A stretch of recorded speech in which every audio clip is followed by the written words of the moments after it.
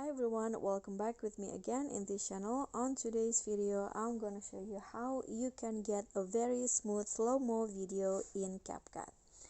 So first, just add the clip that you want to make or to slow down the speed, and then click on the video and go to speed.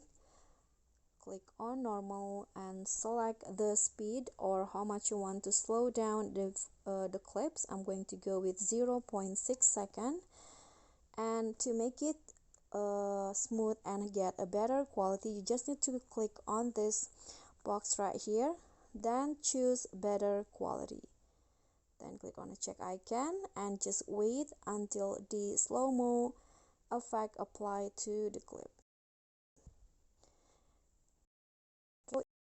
Different on duration of the clips.